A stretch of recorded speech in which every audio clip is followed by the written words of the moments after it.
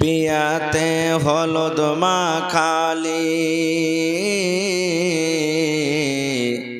বিয়াতে হলুদ মাখালি, মিলে জুলে বাজন বাজালি। ওড়না চাদর ফেলে দিয়ে, ওড়না চাদর ফেলে দিয়ে ডান্স দিলে জান।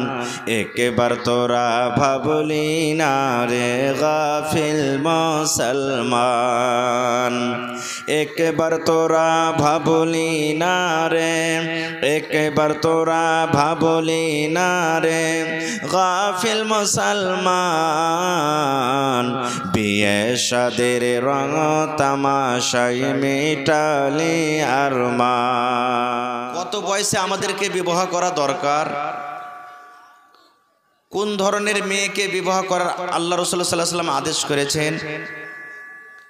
বর্তমান যুগে আমরা যে বিবাহ করছি, এই বিবাহটা শরীয়ত মোতাবেক কতটি ভালো কাজ করছি আর শরীয়ত বিরোধী কতটি কাজ আমরা করছি, এই কাজগুলো আমাদেরকে জানা দরকার। বন্ধুরে আমার, জামানায় জাহেলিয়াত বুঝছেন আপনারা? একটু কথা বলবেন আমার সাথে।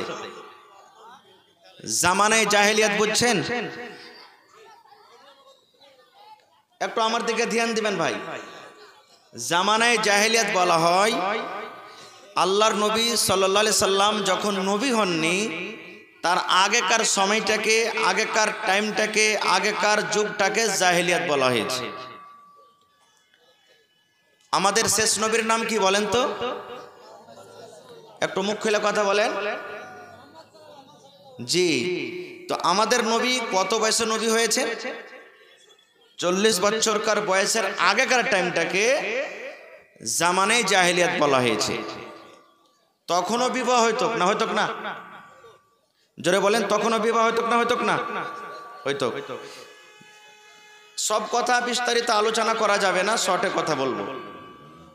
ভাই মুসলমান, মানুষ এবং জানোয়ারের পার্থক্য আছে না নাই? আপনার মুখ খেলা এখানে টেনে ভরা আছে নাকি? জি ভাই, একটু কথা বলেন না, জোরে বলেন।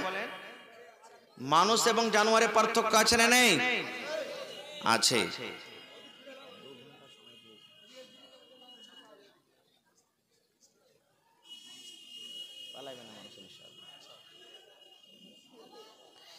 তো মানুষ এবং জানোয়ারের পার্থক্য আছে না নেই? আছে। আচ্ছা বলেন তো, জানোয়ারের বিবাহ হয়? গরু, ছাগল, ভেড়া, ভেড়ি, উট, উটনির, মুরগা, মুরগির জীবনে দেখেছেন বিবাহ হয়েছে? হয়নি। কেন? ওরা শরীয়ত নেই, ওদের জন্য শরীয়ত নেই। আর কিয়ামতের দিন আল্লাহ তাবারাক ওয়া তাআলা ওয়াদরে হিসাব নেবেন, জানোয়ারের হিসাব হবে। হিসাব হওয়ার পর আল্লাহ ওরাকে বলবে তোরা মাটি হয়ে যা, সব তোরা মাটি হয়ে যা। দুনিয়াতে দেখবেন যেটা খুব হাট্টা ঘাট্টা পাট্টা ভুঁইস আছে না, সিংওয়ালা ভুঁইস, কমজোর ভুঁইসকে তাড়ছে, এরকম হয় না? হয় না? একটা খুব মোটা গরু, তাগড়া গরু কমজোর গরুকে তাড়ছে। কিয়ামতের দিন আল্লাহ আর হিসাব নেবে কেমন করে? আল্লাহ ওই কমজোর গরুটাকে বলবে যা, তোকে শক্তিমান করনো, আর তুই তোকে দুনিয়াতে যেমন ভাবে তেড়া ছিল তেড়া বদলা নিলে যা। আল্লাহ মুরগাকে বলবে মুরগা রে, তোকে তেড়া ছিল ছোট মনে করে, কমজোর মনে করে, কমজোরটাকে আল্লাহ শক্তিমান করবে আর বলবে যা, তুই তেড়াবার বদলা নিলে। জানোয়ারের হিসাব হবে, কিন্তু জান্নাত জাহান্নাম হবে না। ফয়সালা হওয়ার পর আল্লাহ কি বলবেন? তোরা মাটি হয়ে যা। এবার ওয়াদের মাটি হওয়া দেখে তখন আল্লাহ তাবারাক ওয়া তাআলা কোরআনে বলছেন ওয়ায়াকুলুল কাফিরু, কাফেররা বলবে কাশ আল্লাহ আমাদেরকে মাটি করে দিত, কত ভালো হইতো। সেদিন বলবে, এখন বুঝতে পারে না, সেদিন কিন্তু বুঝতে পারবে।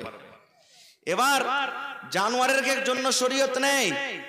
জানোয়ার ও মা চিনে না, বেটা চিনে না, বেটি চিনে না, বহিন চিনে না, ভাতিজা ভাতিজি চিনে না। চিনছে কি? কেউ চিনবে না। কিন্তু মানুষের জন্য শরীয়ত আছে। যদি আল্লাহ তাবারাক ওয়া তাআলা আমাদের শরীয়তে বিবাহের সিস্টেম যদি না করতেন, তাহলে কি আমরা নিজের বাপকে চিনতে পারতাম? নিজের মাকে চিনতে পারতাম?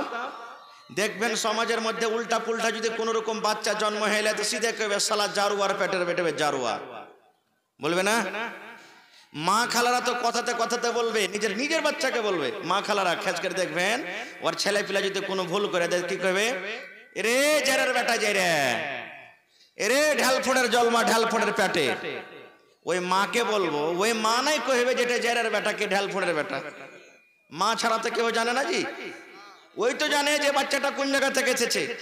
তো ওই মাকে বলবো, খালাকে বলবো, মাকে এরকম ভাবে নিজের বাচ্চাকে গাল দিয়েন না কো। তো আমি বলছিলাম কি, আল্লাহর নবীর নবী হওয়ার আগে বিবাহ হইতো, ওই জাহিলিয়াতের জামানাতে বিবাহ হইতো। কয়েক প্রকারের বিবাহ আছে, কিন্তু বুখারী শরীফের একটা হাদিস আপনাদের সামনে বলছি। জামানায় জাহিলিয়াতে 4 প্রকারের বিবাহ হইতো। কয় প্রকারে? জোরে বলেন।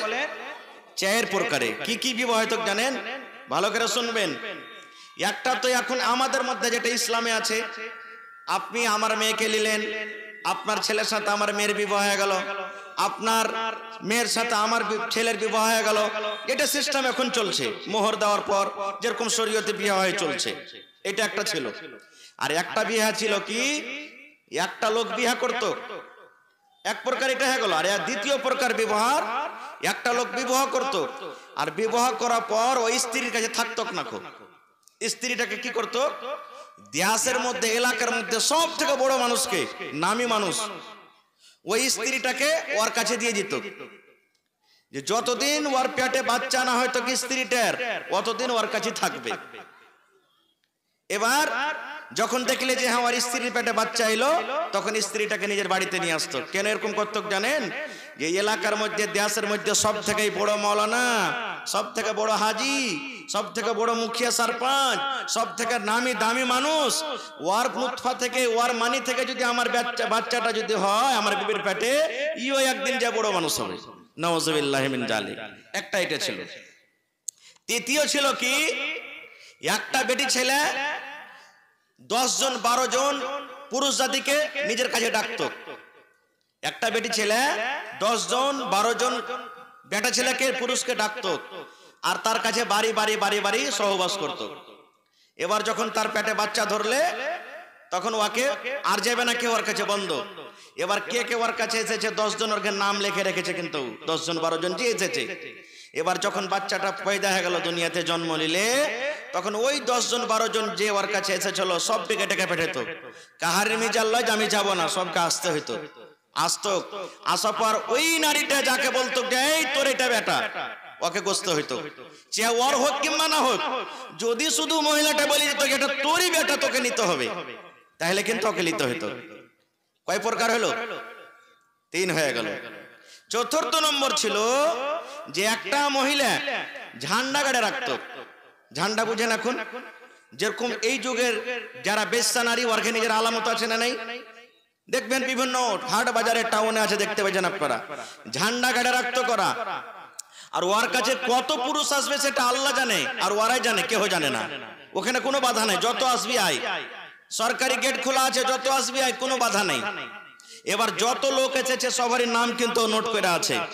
এবার যখন বাচ্চাটা ওর পেটে হইলো, দুনিয়াতে যখন বাচ্চাটা আসতো, যতটি ওর কাছে এসেছে 100, 200, 50, 20, 40, 77 যত পুরুষ তার কাছে এসেছে সবাইকে ডাকতো। আর ডাকা পর সবটিকে লম্বা করে বসাতো, আর একটা কিয়াফে সানাস ডাকতো। কিয়াফে সানাস বুঝেন? যারা হাত পড়ে দেখতো, আমরা মায়েরা খালারা বলে না, এ কোয়া পাল্টা ওর মা ঠিকন হয়েছে, ঠিক গোটায় ওর বাপের লাকেটে বলে না। এরকম যারা চিনতো, দেখতে জানতো, ওরাকে ডাকতো। আর ডাকা পর ওর কাছে যতটি লোক এসেছে সবটি বসে আছে, ও দেখতো। একবার বাচ্চার মুখের দিকে দেখতো, আর ওই লোকগুলোর মুখে দেখতো, হাতে দেখতো, পায়ে দেখতো, যে আর কার সাথে মিলছে, কোন লোকটার সাথে মিলছে, কোন লোকটার সাথে মিলছে। এবারে ওই লোকটা যদি কয়ে দিত যে হ্যাঁ এটা হলো তোর সন্তান, তোর সাথে মিলছে, তাহলে ও ইনকার করার আর চান্স নাই, যেটা আমার লাই বলতে পারতো না, ওকে বেটা গোস্তি হবে। এটা এক প্রকারের ছিল। কিন্তু যখন নবী হলেন, আল্লাহ তাবারাক ওয়া তাআলা 4টার মধ্যে 3টাকে হারাম করে দিলেন কিয়ামত পর্যন্ত। একটাই শুধু থাকলো কি, যেটা এই বর্তমান যুগে আমরা আছি, যেটা চলছে আমাদের মধ্যে। এবার এসেন, নিকাহ করতে হবে, বিবাহ করতে হবে। বিবাহ করার ফজিলত কি? আমার উলামায়ে কেরাম বসে আছেন, জিজ্ঞাসা করবেন। আল্লাহর রাসূল বলেছেন একটা লোক নামাজ পড়ছে, একটা লোক রোজা করছে, একটা লোক হজ করছে, একটা লোক তেলাওয়াত করছে, একটা লোক তাহাজ্জুদ নামাজ পড়ছে, কিন্তু এখনো বিবাহ করেনি। আল্লাহ রাসূলের হাদিস, ওর ঈমান কিন্তু এখনো পূর্ণ হয়নি। ঈমান এখনো পুরা হয়নি। নামাজ পড়ে ঈমান পুরা হবে না, রোজা রেখে ঈমান পুরা হবে না, তেলাওয়াত করে ঈমান পুরা হবে না, হজ যাকাত করে দান খেরাত করে ঈমান পুরা হবে না। আল্লাহ রাসূল বলেছেন ওই লোকটা যখন এবার বিবাহ যখন করে নিলে শরীয়ত ভাবে, শরীয়ত হিসাবে, তাহলে রাসূল বলেছেন ওর ঈমানটাই বেকার মুকাম্মাল হয়ে গেল, পূর্ণ হয়ে গেল। তাহলে বুঝে দেখেন বিবাহটা কত বড় ইবাদত। এবারে বলবেন হাজী মাওলানা বিবাহ কে করবে, কোন ধরনের লোককে আল্লাহ রাসূল বিবাহ করতে বলেছেন? এই যে আমাদের সমাজে সুবহানাল্লাহ, আমি নাজায়েজ হারাম বলি না, আমি বলি না যে ছোট বয়সে বাচ্চার বিবাহ দিবেন তো হারাম কি নাজায়েজ, এটা আমি ফতোয়া দিতে আসিনি। তবে সমাজে আজকে আমাদের শেরশাবাদীতে বেশিরভাগই দেখবেন 18 বছর পুরেনি, 12 বছর 13 বছর 15 বছর বয়সে আছে, রোডের কান্দাতে একটু জমিন পাওয়া যাচ্ছে, এবার টাকা কিন্তু নাই, মুরগি ছাগল বিক্রি করে দেখছে যে 2 লাখ টাকা হয়েছে, আরো 2 লাখ টাকার দরকার আছে, না হলে জমিন খানটা ছুটবে।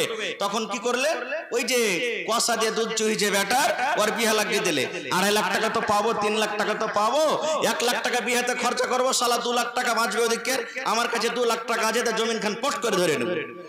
এরকম বেশি হয়েছে না হয় না? হানা বলেন হয়েছে না হয় না? সুবহানাল্লাহ। আল্লাহ রাসূলের হাদিস, আল্লাহ রাসূল সাল্লাল্লাহু আলাইহি সাল্লাম এলান করে দিলেন, ইয়া মাশারাশ শাবাব, ও যুবকের দলেরা তোমরা, আল্লাহ রাসূল বলছেন যুবককে ডাক দিয়েছেন, এখানে বাচ্চারাকে আল্লাহ রাসূল ডাক দেননি, যারা ছোট ছেলে তারাকে ডাক দেননি, যুবককে ডাক দিয়ে বলছেন ইয়া মাশারাশ শাবাব মান ইসতাতা মিনকুমুল বাত ফালইয়াতাজাওয়াজ, ও যুবকের দলেরা তোমাদের মধ্যে যাদের বাত রয়েছে, তোমাদের মধ্যে যাদের বাত রয়েছে তোমরা বিবাহ করো রে যুবক, তোমরা বিবাহ করো। আল্লাহ কাকে ডাক দিলেন? বা যুবক, শাবাব, শাবাব মানে যারা যৌবন কালে পৌঁছে গেছে তারাকে আল্লাহ ডাক দিচ্ছেন, আল্লাহ রাসূল ডাক দিচ্ছেন, ও যুবকের দলেরা তোমাদের মধ্যে যাদের মধ্যে বাত রয়েছে, যার বাতের ক্ষমতা রয়েছে তোমরা বিবাহ করো। এবার বলবেন মাওলানা জি বাত কাকে বলে, বাত কাকে বলা হয়? মুহাদ্দিসিনে কেরাম বলছেন যে যুবকের মধ্যে 3খানা গুণ থাকবে, 3খানা সিফাত থাকবে, তাকে বাত বলা হয়েছে। এই আমার যুবক ভাইরা, এই আমার নওজওয়ানেরা, ওই বাপকে বলবো, ওই দাদাকে বলবো, ওই নানাকে বলবো, দাদু হে ও আমার মামা জান, ছেলের আপনি বিবাহ দেবেন বন্ধুরে, এই হাদিসটাকে আপনাকে সামনে রাখতে হবে। আল্লাহ রাসূল বলেছেন যার মধ্যে বাত রয়েছে তার তোমরা, রাসূল বলেছেন যুবক বিবাহ করো। এবার বলবেন বাত কাকে বলে?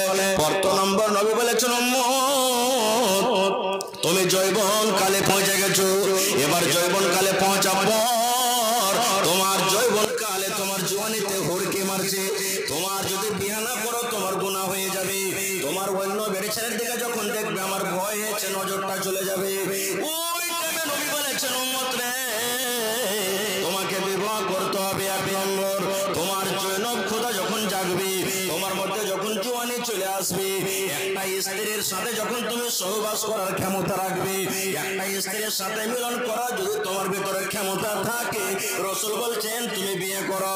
2 নম্বর বাতের মানে বলেছেন মুহাদ্দিসিনে কেরাম, ওলামায়ে কেরাম, যে যাকে তুমি বউ করে বাড়িতে নিয়ে আসবে উম্মত, তাকে তুমি মোহর আদায় করতে পারবে কি পারবে না?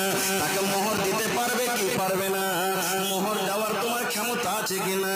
3 নম্বর রাসূল বলেছেন উম্মত রে, একটা বেড়ে ছেলেকে যখন তুমি বউ করে বাড়িতে নিয়ে আসবে, স্ত্রী করে বাড়িতে নিয়ে আসবে, ওকে তুমি কাপড় দিতে পারবে কি পারবে না? ওকে তুমি মেকআপের সামান কিনে দিতে পারবে কি পারবে না? ওকে তুমি ব্লাউজ সায়া দিতে পারবে কি পারবে না? ওর জ্বর বুখার হবে তুমি এলাজ করার শক্তি তোমার কাছে আছে কি নাই? ওকে রাখার জন্য বাড়িতে একটা ঘরের দরকার আছে, 4 কাঠের ভিতরে তাকে রাখতে হবে, এই 4 কাঠের ভিতরে রাখার তোমার ক্ষমতা আছে কি নাই? আল্লাহ রাসূল বলেছেন উম্মত, এই যখন 3টা গুণ তোমার মধ্যে থাকবে যুবক, তখন রাসূল ওই যুবককে ডাকতে বলছে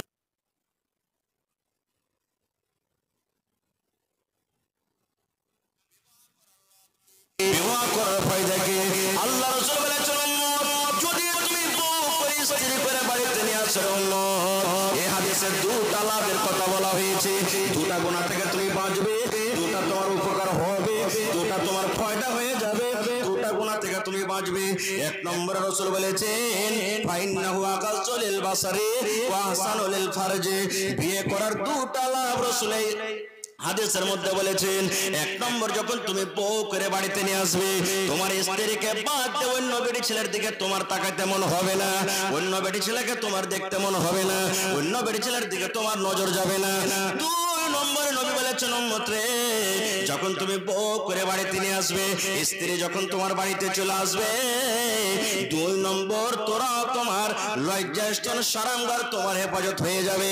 তোমার যদি মনটা কেমন কেমন করে, তোমার যদি জৈনব ক্ষুধা যদি জেগে যায়, তাহলে তুমি অপরের কাছে যাবে তো জেনা হয়ে যাবে, অপরের কাছে যেতে গেলে তোমার পাপ হয়ে যাবে।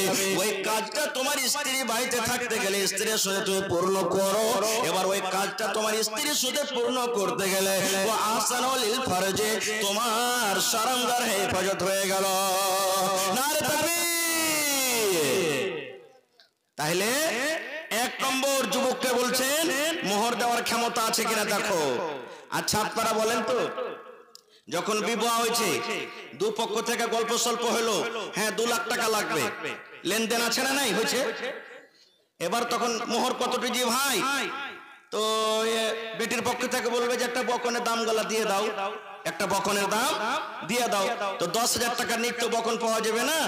তখন এমনকার বেটা পক্ষের লোক বলবে আজ তাক ফের কার 10,000 টাকা মোহর হয়েছে, বলে না আজ তাক ফের কার 10,000 টাকার মোহর হয়েছে, আরে ওই খালেদের বেটার বিয়ে হলো তো 5,000 টাকা মোহর ছিল। যদি বলে না না ভাই এক কাজ করেন, আর একটা লোক মধ্যখান দিতে বলে ভাই 8,000 টাকা করে দেন, না ভাই লস লেগে যাবে, মানে ও ব্যবসা করতে গেছে যখন লস লাগবে, হয় না, লস লেগে যাবে ওকে। এবার যাই হলো 8,000 5,000 7,000 10,000 যাই হলো, এবার মোহর যখন হয়ে গেল, তখন রাসূল বলেছেন তোমার মোহর দেওয়ার ক্ষমতা থাকে তো বিয়ে করো।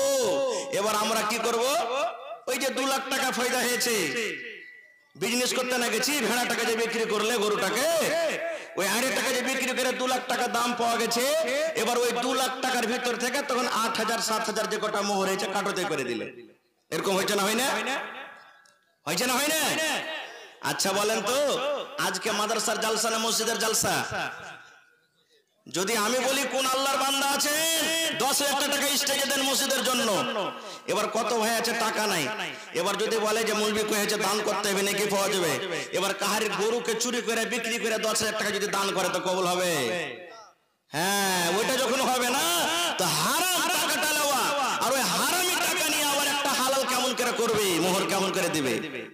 এই জন্য এই ভাই যুবককে বলবো খবরদার নিজকে বিক্রি করিয়েন না। আল্লাহ আপনাকে হাত পা শরীর স্বাস্থ্য ভালো দিয়েছে, তওবা করেন যে আমি 1 টাকা নিব না, মেয়ের বাবার কাছ থেকে খাইতে খাইতে আমি বিবাহ করতে যাব আর তাকে মোহর করব। 2 নম্বরে, যার ভিতরে জৈনব ক্ষুধা, আল্লাহ ধন দৌলত সব আপনাকে দিয়েছে, বাড়ি ঘর টাকা পয়সা সব আছে, কিন্তু আপনার ভিতরে যেটা একটা স্ত্রীকে চাই দরকার আছে নেই, বুঝতে পারছেন সেটা কি? ওই ভাইকে বলবো বিয়ে করিয়েন না, বিয়ে করিয়েন না। আপনি স্ত্রীকে বাড়িতে নিয়ে আসবেন, কত বিচারে দেখেছি আর দেখছেন আপনারা জীবনে, বিচার বসে গেছে, বিচার বসার পর তখন বেটি ছেলেটা বলছে যে ভাত খাবো না, মজলিসের লোক বলছে কেনে খাবে না জি, তো বলছে কি ওর কি কাম টানতে এসছি নাকি, আমি ওর গোবর তুলতে এসছি, ওর মুখ দেখে ভাত খাবো, মানে কি ভিতরকার মেশিন, ভিতরকার গড়বড়ি আছে, কিছু ঠিকঠাক চলে না। এই জন্য বলছে ওই ভাইকে যুবককে বলবো রাসূলের হাদিস যে তোমার ভিতরে জৈনব খোদা জাগে তাহলে করো। এবার 3 নম্বরে রাসূল বলেছেন একটা স্ত্রীকে তুমি বাড়িতে নিয়ে আসবে, থাকার জায়গা দিতে হবে তাকে, ভালো করে থাকার জায়গা দিতে হবে। কিন্তু সুবহানাল্লাহ, কত বাপ এমন আছে 2 লাখ টাকার আমদানির কারণে বউ করে বাড়িতে নিয়ে আসবে, ও জানে না যে স্ত্রীর কি হক, পুরুষের কি হক, স্ত্রীটাকে কেমন করে নিয়ে চলতে হবে ও জানে না। এবার বেটাটা খাটতেও পারে না, মধু খেয়ে আসছে, গুটকা খেয়ে আসছে, রাতের বেলাতে শুচ্ছে, বাসনা করছে, আর ওরকম মুখলে যদি স্ত্রীটার মুখের কাছে নিয়ে যায় তো কি বলবো, ওকে ঢাকা মারবে না, মারবে না। কত ভাইরা এমন আছে, রাগ করিয়েন না, খায়নি খায় গুলটি লাগে রে ভাই, এখানে ডোবা হয়ে গেছে মনে হয়, হ্যাঁ একবারে ডোবা হয়ে গেছে। ওরকম মুখলে যদি স্ত্রীর কাছে যান রাতের বেলাতে তো খারাপ মনে করবে না, মা খালারা কত আছে, এত স্পেশাল জর্দা খাইবে রে ভাই, ও খুঁটির কাছে থাকে তো ওইখান থেকে সেন্ট আসবে। হ্যাঁ, ও দেখছে যে আমার জর্দার পাওয়ার দেখে হলো তুই, সুবহানাল্লাহ। ওই মাকে বলবো এরকম ভাবে তওবা করেন না, করতে হবে না। খো ভাইরা আমার, খের যা হোক, তো রাসূল বলছেন বিবাহ করার দুটা লাভ আছে হাদিসে। এক নম্বর, চোখ নিচে হবে। 2 নম্বর, সারামগার হেফাজত হবে। এবার বলবেন হাজি মৌলানা, ভোমা চক যাচ্ছি, ভোমা চক না, ভোমা চক যাচ্ছি, চার দোকানে চা খাচ্ছি, একটা খুব সুন্দর বেটি ছেলে রাস্তাতে হেঁটেছে, মন খুব জাগছে যে মৌলানা, মনে কেমন কেমন কি জাগছে, অটোমেটিক জাগবে। এবার ওই হালাতে কি করব? আল্লাহ রাসূল বলেছেন, উম্মত রে, তুমি বাজারে ঘুরতে গিয়েছো, চকে তুমি ঘুরতে গিয়েছো, তুমি রাস্তা দিয়ে হাঁটছো, ওই টাইমে ওই সময়তে একটা সুন্দর বেটি ছেলে তোমার নজরে এলো, একটা সুন্দর বেটি ছেলেকে তুমি দেখেছো, তোমার মন খান কেমন কেমন করতে শুরু হয়েছে, আল্লাহর এই বেটি ছেলেটা কত ভালো দেখতে, কত সুন্দর, আল্লাহ আমার কাছে একবার আসতো, আমি তার কাছে একবার যাইতাম, এরকম ধারণা যদি মনের মধ্যে আসে, আল্লাহ রাসূল বলেছেন, উম্মত তাড়াতাড়ি তুমি বাড়ির ভিতরে চলে যাও, তাড়াতাড়ি করে তুমি বাড়ির ভিতরে চলে যাও, ওই চকে আর থাকিও না, ওই বাজারে আর থাকিও না, ওই রাস্তাতে তুমি থাকিও না, তুমি তাড়াতাড়ি করে তুমি বাড়ির ভিতরে চলে যাও। আর বাড়ির ভিতরে যাওয়ার পর তোমার যে বাড়িতে স্ত্রী আছে, তোমার যে বাড়িতে নারী আছে, তোমার বাড়িতে বিবি আছে, ওই বিবির সাথে তুমি মিলেমিশা করো, কারণ নবী বলেছেন, উম্মত রে, ওই চকে রাস্তাতে মেয়ে ছেলেটাকে দেখে তোমার ভিতরে যে জোয়ানি জেগে গেছে, ওই নারীটাকে দেখে তোমার ভিতরে জোয়ানিতে হুড়কি মেরেছে, ওই নারীটাকে দেখে তোমার মন খান কেমন কেমন করেছে, তুমি তাড়াতাড়ি করে বাড়িতে এসো, আর বাড়িতে আসার পর তোমার স্ত্রীর সাথে তোমার মনটাকে ঠান্ডা করে নাও, কারণ ওই নারীর কাছে যা আছে, কারণ ওই মহিলার কাছে যা আছে, রাসূল বলেছেন তোমার স্ত্রীর কাছেও সেটা আছে না নাই, আছে না নাই? এবার বলবেন হাজি মৌলানা, যার বিয়ে হয়ে গেছে ওর গেলে নিয়ে এটা হলো যে বাজারে কি হলো না হলো, স্ত্রীর সাথে এসে মন ঠান্ডা করলে। এবার যার বিয়ে হয়নি ওরা কি করবে? ওরা কোন জায়গাতে যাবে? যার বিয়ে হয়নি প্রশ্ন জাগছে জাগে না? আল্লাহ রাসূল বলেছেন, উম্মত রে, যার বিয়ে হয়নি আর বিয়ে করার শক্তিও নাই, কিন্তু জওয়ানিতে হুড়কে মেরে দিয়েছে, ওই লোকের জন্য নবী বলেছেন, উম্মত রে, তুমি রোজা করো রে উম্মত, তুমি রোজা করো, মাসে মাসে রোজা চালিয়ে যাও, 2টা 3টা 5টা 10টা 15টা করে তুমি রোজা চালিয়ে যাও। রোজা করতে করতে তোমার শরীরটা যখন দুর্বল হবে, তোমার শরীরটা যখন কমজোর হবে, তখন একটা পর বেটি ছেলেকে দেখে তোমার মনটা আর টানবে না, একটা পর বেটি ছেলেকে দেখে তোমার মনটা আর জাগবে না। রোজা করতে গেলে তুমি পাপের গুনার কাজ থেকে তুমি বেঁচে থাকবে। নারে তাকবীর! তাহলে যুবককে এখানে ডাকতে বললেন। এবার আর একটু আগে চলেন, হাজি মৌলানা, বিয়ে তো করতে হবে, কয়টা বিয়ে করতে হবে? কয়টা বিয়ে করার আদেশ আছে? মেলায় মানুষকে দেখবেন, সমাজে আমাদের মধ্যে প্রচলিত আছে কি, আবে নবী সাহেব 7টা বিয়ে করেছে, শালা হারামি এলাকা শরীয়তে 7টা বিয়ে করা তাকিয়ে যাচ্ছে, বলে না মানুষ? 7টা বিয়ে করেন, 10টা করেন, 15টা করেন, মানে নেই, কিন্তু একসাথে 4টা স্ত্রী কি রাখতে পারবেন আপনি? একসাথে 4টা স্ত্রীকে বাড়িতে রাখতে পারবেন? যদি 5 নম্বর যদি আপনি বিয়ে করে আনবেন, তো এই 4টার মধ্যে একটাকে তালাক করতে হবে আপনাকে, একসাথে 4টা স্ত্রী রাখতে পারবেন।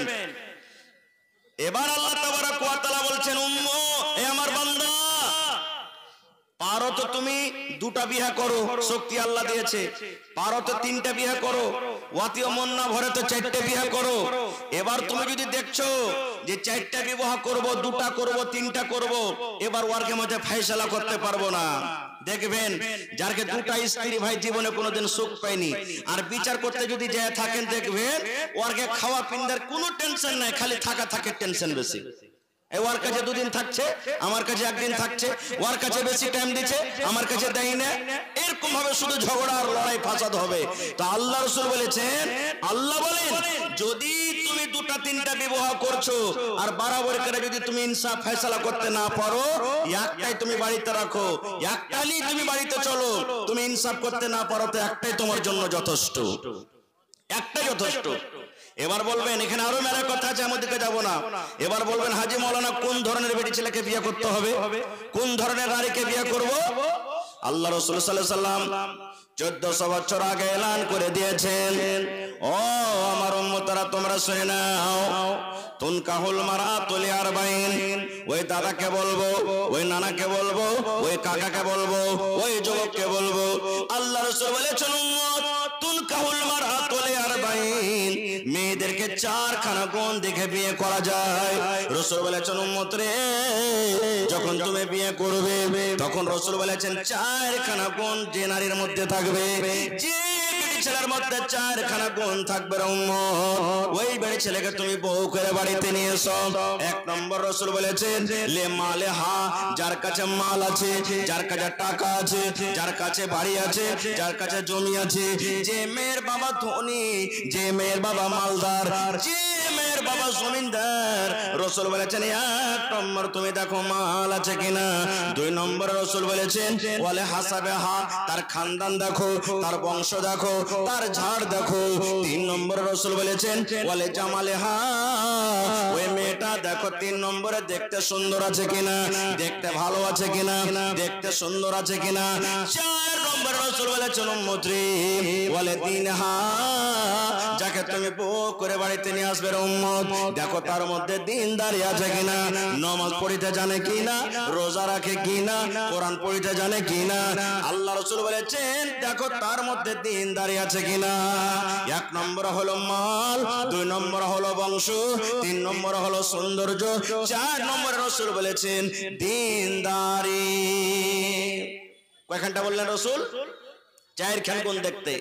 এবার যদি বলবেন হাজী মাওলানা চারখানটা গুণ যদি কোনো বেটি ছেলের দিকে দেখতে যাওয়া যায় তো বুঝিন হাজারে একটা পাওয়া যাবে। যদি দেখতে ভালো আছে হয়তো গরিব, যদি গরিব আছে তো হয়তো মাল নাই তার কাছে, পড়ালেখা যদি আছে হয়তো দেখতে সুন্দর নয়, মানে চারটার মধ্যে কোনো একটা কমি থাকবে, থাকবে না? থাকবে না? তাহলে কি করবে যুবক? সব সাড় হ্যাঁ ঘুরে বেড়াইতে হবে নাকি? বিয়ে শাদী করতে হবে না? আল্লাহ রাসূল সাল্লাল্লাহু আলাইহি ওয়াসাল্লাম ফয়সালা করে দিয়েছেন, ও আমার উম্মতের দলেরা তোমরা শুনে নাও। এক নম্বর রাসূল বলেছেন মাল দেখো উম্মত, দুই নম্বর রাসূল বলেছেন দেখো খানদান, তিন নম্বর রাসূল বলেছেন সৌন্দর্য, চার নম্বর রাসূল বলেছেন দিনদারি। এই চারখানার মধ্যে যদি আগেকার তিনখানাই না থাকে, যদি সুন্দর না হয় তাও চলবে, ঠোঁট মোটা হয় তাও চলবে, দাঁত বড় হয় তাও চলবে, নাক মোটা হয় তাও চলবে, দেখতে কালো হয় তাও চলবে, মেয়েটা যদি গরিব হয় তাও চলবে, বাপের যদি বাড়ি ঘর না থাকে তাও চলবে, জমি জায়গা যদি না থাকে তাও চলবে, খানদান যদি ছোট হয় তাও চলবে। কিন্তু নবী বলেছেন উম্মত রে ফাজফার বিজাতিদ্দিন, ওই মেয়েটার মধ্যে দিনদারি আছে, নামাজ পড়িতে জানে, নামাজ পড়ে, রোজা রাখে, তেলাওয়াত করে, মেয়েটা পর্দাশীল হয়ে থাকে, দিনদারি তার মধ্যে আছে। রাসূল বলেছেন উম্মত চারখানার মধ্যে আগেকার তিনখানা বাদ দিয়ে দাও, তিনখানা দেখতে যাও না। যদি শুধু তার মধ্যে দিনদারি আছে উম্মত, ওই দিনদারি মেয়ে ছেলেকে তুমি বউ করে বাড়িতে নিয়ে এসো। দিনদারি মেয়ে ছেলেকে তুমি বউ করে বাড়িতে নিয়ে এসো। এবার যদি বলবেন হাজী মাওলানা দিনদারি যদি মেয়ে ছেলে বাড়িতে যদি আমি স্ত্রী করে নিয়ে আসি তাহলে তার দাম কি? একটা দিনদারি বেটি ছেলের দাম কি, মার্তবা কি? আল্লাহ রাসূল সাল্লাল্লাহু আলাইহি ওয়াসাল্লাম একটা হাদিস আছে, আদ-দুনিয়া কুল্লুহা মাতা ওয়া খায়রু মাতা'id দুনিয়া আল মারআতুস সালিহা। এ মুসলমান, দুনিয়াতে সব থেকে দামি জিনিস আমরা কি জানি? সোনা। সোনা দামি জিনিস না?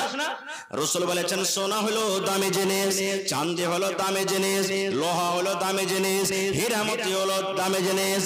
এই পৃথিবীতে আকাশের তলাতে, জমিনের তলাতে কিংবা জমিনের নিচে যত দামি দামির জিনিস রয়েছে, হীরা রয়েছে, সোনা রয়েছে, মুক্তা রয়েছে, আল্লাহ রাসূল বলেছেন সমস্ত দুনিয়ার সম্পদ, সমস্ত দুনিয়ার দামি জিনিসকে তুমি যদি এক সাইডে রেখে দাও, দুনিয়ার সমস্ত জিনিসকে যদি এক জায়গাতে করে দাও, আর তুমি যদি একটা নেককার স্ত্রীকে বউ করে বাড়িতে নিয়ে আসো উম্মত, সমস্ত মাল, সমস্ত সোনা চাঁদি হীরা মতির চাইতে দামি জিনিস আল্লাহ রাসূল বলেছেন আল মারআতুস সালিহা, একটা নেককার নারী, একটা নেককার স্ত্রী। নেককার স্ত্রী, নেককার স্ত্রী হলো সব থেকে দামি জিনিস, সব থেকে আল্লাহ তাবারক ওয়া তাআলা রাসূল বলেছেন বড় সম্পদ হলো নেককার স্ত্রী। কিন্তু হায়রে আফসোস, আমরা মুসলমান নেককার বিবি, নেককার বউ, নেককার স্ত্রীর আমরা তলাশে থাকি না।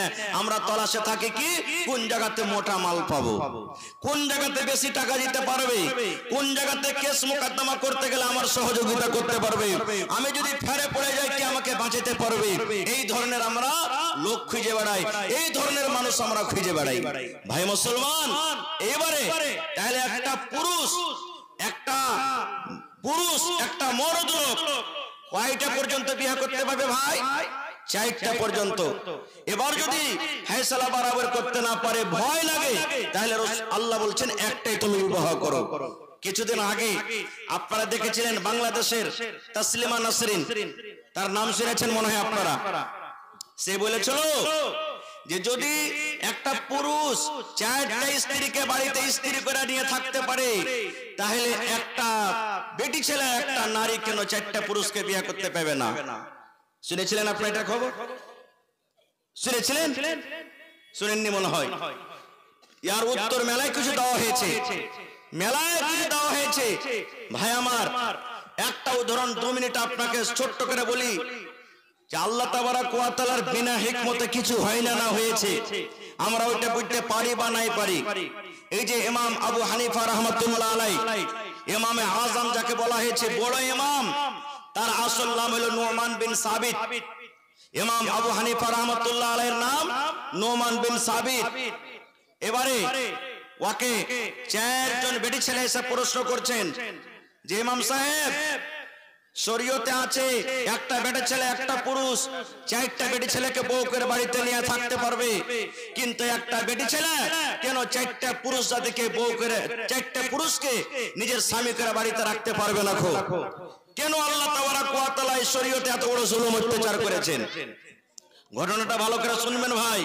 কেন আল্লাহ তাবারক ওয়া তাআলা নারীকে বলেছে তোমার জন্য একটাই পুরুষ, 4খানা পুরুষের তোমার জন্য হারাম, শরীয়তে জায়েজ নাই? এবারে ইমাম আবু হানিফা রাহমাতুল্লাহ আলাইহি ওর নাম নুমান বিন সাবিত জিজ্ঞাসা করছেন 4 জন মহিলা 4 জন বেটি ছেলে আইসা, ইমাম সাহেব আল্লাহ তাবারক ওয়া তাআলা একটা পুরুষকে 4 জন স্ত্রী একসাথে রাখা আদেশ করেছেন, কিন্তু একটা স্ত্রীকে কেন 4টা পুরুষকে রাখার আদেশ করেননি? তখন ইমাম আবু হানিফা রাহমাতুল্লাহ আলাইহি বলছেন ঠিক আছে তোমরা বাড়িতে যাও, কালকে তোমার এর উত্তর আমি দেখে শুনে দিব। এই খুঁজতে খুঁজতে খুঁজতে খুঁজতে সব কিতাবকে খুঁজে ফেললেন, কিন্তু এর উত্তর পাওয়া যায় না। কেন একটা বেটি ছেলে 4খানা পুরুষকে বাড়িতে নিয়ে থাকতে পারবে না? বাড়িতে চলে গেলেন। বাড়িতে যাওয়ার পর খুব পেরেশান হালাতে আছেন। ওর বেটি আছে বাড়িতে, ওর নাম হলো হানিফা।